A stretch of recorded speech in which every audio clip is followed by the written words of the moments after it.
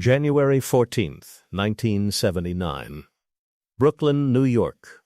Tommy DeSimone left his mother's house just after sunset. He told her he would be back later. He always said that. Outside, a car was waiting. Inside were men he trusted, men he had worked with, men who understood the life. Tommy believed he was about to become a made man. For years he had killed on command, collected debts, enforced discipline. Tonight was supposed to be recognition. Instead, it was a disappearance. No body was ever found. No witnesses ever came forward. No official explanation was given. The story most people know comes from the movie Casino. In the film, Tommy is lured into a ceremony and beaten to death within minutes. Clean, sudden, dramatic. But the real story was quieter, more deliberate. Tommy DeSimone was not killed for one insult. He was eliminated because he had become too dangerous for the Mafia to control. And by January 1979, powerful men had already decided he would never be made. He was marked for death long before he got into that car. Thomas DeSimone was born in 1950 into a neighborhood where organized crime was not distant mythology. It was daily reality. He grew up in Brooklyn, among families connected to the Lucchese crime family, one of New York's 5 families. Men in expensive suits visited local social clubs during the day and conducted quiet business at night. Children learned early who to respect and who to avoid. Tommy did not need introduction to the life. His own relatives had already entered it. His grandfather had Mafia connections. Several cousins were associates. Violence was not shocking inside the DeSimone household. It was understood as part of survival. By his mid-teens, Tommy was already running errands for local mobsters. Deliveries, messages, small collections. Older gangsters noticed something unusual. Tommy did not hesitate. Most young associates needed time to adjust to intimidation and brutality. Tommy seemed comfortable with both. He was small in stature but quick-tempered, eager to prove himself, and intensely loyal to whoever held authority above him. But loyalty had limits. Behind the discipline expected by Mafia culture was an unpredictable personality. Tommy enjoyed violence in ways that unsettled even experienced criminals. Witnesses later described sudden mood shifts. Friendly conversations could turn into threats without warning. Minor insults triggered explosive reactions. In Mafia culture, controlled violence earned respect. Uncontrolled violence created problems. By the early 1970s, Tommy had already developed a reputation inside Brooklyn crews. He was useful, reliable in dangerous situations, willing to do what others avoided. But older mobsters began to recognize a pattern. Tommy did not simply enforce orders. He escalated them. Every beating went too far. Every argument risked becoming fatal. Every confrontation carried the possibility of permanent consequences. Inside the Mafia, that kind of man could rise quickly. But he could also become impossible to protect. And long before his disappearance in 1979, powerful men had already begun to question whether Tommy DeSimone was an asset or a future liability. By the early 1970s, Tommy DeSimone had become a regular presence around the social clubs controlled by the Lucchese crime family. He was not a made man. Not yet. He was an associate. A position without protection, but full of opportunity. Associates earned by producing money and enforcing discipline. The more valuable they became, the closer they moved toward induction. Tommy operated within the crew run by Vario, one of the most powerful captains in Brooklyn. The crew controlled trucking routes, hijacking operations, loan sharking, and illegal gambling throughout the borough. Inside this circle, Tommy worked alongside men like Henry Hill and James Burke. Burke recognized Tommy's usefulness immediately. Where others hesitated, Tommy hijacking operations depended on speed and intimidation. Truck drivers needed to surrender cargo without resistance. Warehouse workers needed to stay silent. Witnesses needed to forget what they saw. Tommy excelled in all of it. Violence became his professional currency. Each successful job increased his standing inside the group. Each act of brutality proved his reliability. Older associates began introducing him as a future-made man, a rare distinction for someone so young. But advancement inside the Mafia followed strict rules. Only Italians could become made members. Tommy qualified. That alone made him valuable. Burke did not. As an Irish American, Burke could never be formally inducted. He would always remain an associate, regardless of his power or earnings. Tommy represented something Burke could never achieve: official membership and institutional protection. This made Tommy important. It also made him dangerous. By the mid-1970s, Tommy had already participated in multiple killings. Some were sanctioned. Others existed in uncertain territory, whispered about but never formally acknowledged. His reputation spread beyond Brooklyn. Other crews began to recognize him. Some spoke of him with admiration. Others spoke with concern. Because Tommy was not simply rising inside the Mafia hierarchy, he was developing a reputation for ignoring its boundaries. And within organized crime, boundaries mattered more than ambition. Tommy DeSimone believed he was moving closer to becoming a made man. In reality, each step forward was bringing him closer to a decision that had already begun forming among the men above him. The moment that sealed Tommy DeSimone's fate began with a man who outranked him. William Benvena, known on the street as Billy Bats, was a made member of the Gambino crime family. That status placed him under the protection of the Mafia itself. A made man could not be harmed without formal permission from family leadership.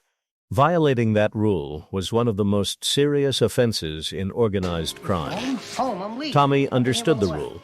He broke it anyway. In June 1970, Billy Bats returned to Brooklyn after serving time in prison. At a welcome celebration inside a social club, Bats recognized Tommy immediately. He remembered Tommy as a teenager who used to shine shoes. Bats mocked him openly. Insults continued for days. In Mafia culture, humiliation was dangerous. Respect formed the foundation of authority, and authority sustained power. Allowing public ridicule could permanently damage a reputation. Tommy interpreted the insults as a challenge. James Burke attempted to calm the situation. Arguments between crews could attract attention from higher leadership. The safest solution was distance. Tommy chose escalation instead. One night, Bats was lured into a confrontation. What began as a beating quickly became something else. Tommy did not stop. Witnesses later described uncontrolled violence. Bats was kicked, beaten, and struck repeatedly even after he could no longer defend himself. The attack ended in murder. For several days, Bats's disappearance remained quiet. Missing gangsters were not unusual. But Billy Bats was not just another associate. He was a made man in the Gambino crime family. Once questions began, pressure followed. Senior figures demanded answers. Informal inquiries spread through social clubs and construction offices. No official accusation was made, but suspicion narrowed quickly. Tommy had crossed a line that could not be ignored. Killing a made member without approval required punishment. If leadership failed to respond, the authority of the Mafia itself would weaken. From that moment forward, Tommy DeSimone was no longer simply an ambitious associate. He was a problem requiring resolution. And although he continued working as if nothing had changed, the consequences of Billy Bats's murder were already moving quietly toward him. By the mid-1970s, the murder of Billy Bats had evolved from a local problem into a political one. Bats had been a made soldier in the Gambino crime family.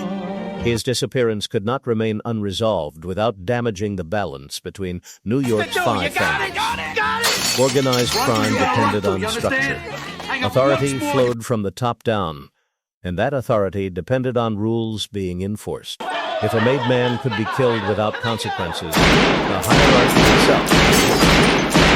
Leaders inside the Lucchese crime family understood the danger immediately. Tommy DeSimone belonged to their sphere of influence. That made his actions their responsibility. Protecting him too openly risked conflict with the Gambinos. Punishing him too quickly risked exposing internal operations. So the response became slow and deliberate. No public accusation was made. No immediate retaliation followed. Instead, senior figures began gathering quiet confirmation. Informants inside crews spoke carefully. Conversations were indirect. Decisions were postponed, but never forgotten.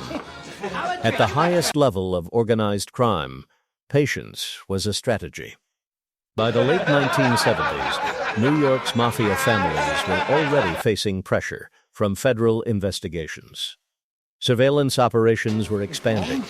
Prosecutors were building conspiracy cases that targeted entire organizations instead of individual crimes. Internal conflict was the last thing leadership wanted. A controlled resolution would send the necessary message without creating instability. Tommy's name surfaced repeatedly in private discussions, not only for the Bat's killing, but for a growing list of incidents that suggested poor discipline and unpredictable behavior. The question was no longer whether Tommy deserved punishment. The question was timing. Leadership needed a moment that would attract no attention and provoke no retaliation. The punishment had to appear natural within the rhythms of Mafia life. A sudden disappearance would accomplish that. And by the end of 1978, a solution began to take shape. Tommy DeSimone would be allowed to believe he was moving closer to becoming a made man. In reality, the promise of induction would become the final step in a decision that had already been approved by men he would never meet. By late 1978, Tommy DeSimone sensed that something was changing. He continued working with the same crew, the same social groups, the same routines. But the atmosphere around him had grown quieter. Conversation stopped when he entered rooms. Plans were discussed without him. Jobs that once went to Tommy were now handled by other associates. No one explained why. Inside the world of the Lucchese crime family, silence often carried more meaning than threats. Punishment rarely began with confrontation. It began with distance. Tommy interpreted the change differently. He believed the delay meant progress. Rumors circulated that he was finally being considered for membership. Induction into the Mafia required approval from multiple levels of leadership. The process often took years. Waiting was normal. Tommy had reasons to believe he qualified. He had earned money. He had carried out orders. He had proven loyalty. Most importantly, he was fully Italian, a requirement for becoming a made man. Men around him began speaking carefully about an upcoming ceremony. Nothing was confirmed, but the suggestion remained. The promise served a purpose. A man expecting promotion rarely suspected betrayal. Meanwhile, decisions were being finalized around Tommy. Communications moved quietly. Crews connected to both the Lucchese crime family and the Gambino crime family. No written orders existed. None were necessary. Everyone understood the outcome. Tommy's closest associates behaved normally. They shared drinks with him, discussed work, spoke about the future. But arrangements were already underway. Transportation, location, timing, execution. Tommy believed he was approaching the highest level of the life he had chosen. In reality, the structure he trusted had already closed around him. By January 1979, only one step remained. Tommy DeSimone needed to get into the car voluntarily, and when that moment came, there would be no hesitation from the men waiting inside. January 14, 1979. Brooklyn faded into darkness as Tommy DeSimone stepped into the waiting car. He believed he was being driven to a ceremony. Induction into the Lucchese crime family required secrecy. Locations were never announced in advance. Associates were collected quietly and transported without explanation. Tommy did not question the arrangement. Men expecting death often sense it. Tommy expected promotion. The car moved through familiar streets before heading toward a destination he would never reach. What happened next has never been officially confirmed. No body was recovered. No witnesses spoke publicly. The details come from later testimony and reconstruction. The most widely accepted account suggests the killing happened soon after pickup. There was no ceremony, no formal accusation, no explanation. Tommy was likely shot at close range, the preferred method for Mafia executions. Quick, controlled, certain. Some investigators believe the order originated with leadership connected to the Gambino crime family, retaliation for Billy Batts. Others suggest approval required cooperation between families to avoid future conflict. Either way, the decision was collective. Tommy's body was never returned to Brooklyn. Disposal methods used in organized crime were designed to eliminate evidence criminally. Burial in remote locations, industrial destruction, or ocean dumping.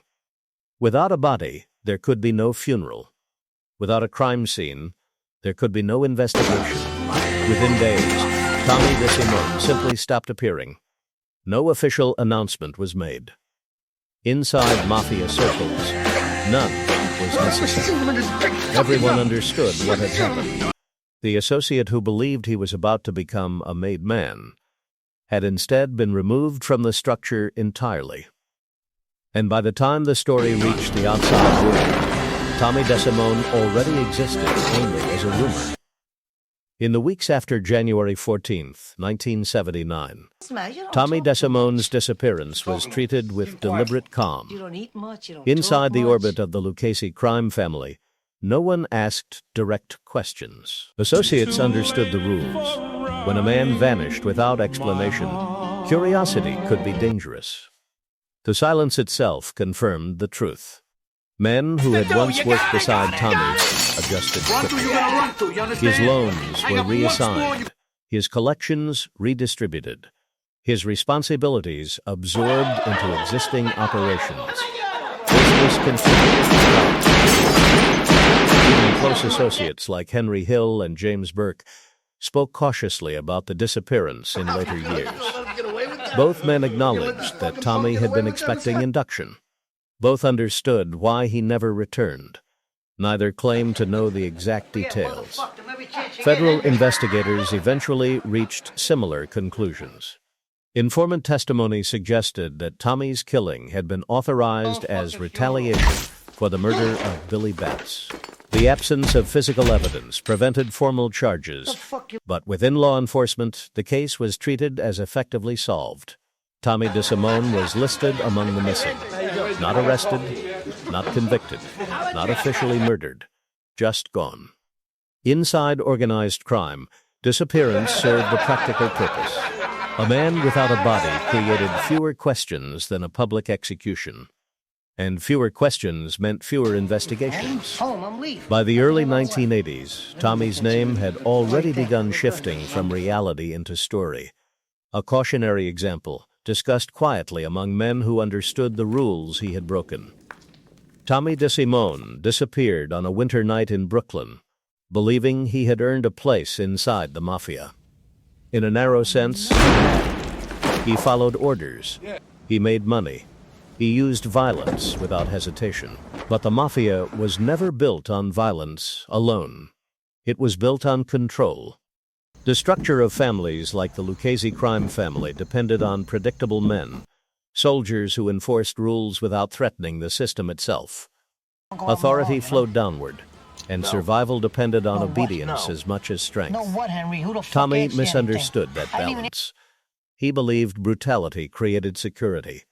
In reality, brutality without restraint created fear, and fear eventually reached the men above him. The murder of a made member could not be forgiven, not because of personal revenge, but because the hierarchy demanded stability. Allowing Tommy to live would have suggested weakness at the highest levels of organized crime. So the system corrected itself, quietly, without ceremony, without ritual. The last confirmed sighting of Tommy DeSimone returns us to that January night in 1979. A young associate stepping into a car, expecting recognition. The moment looked ordinary.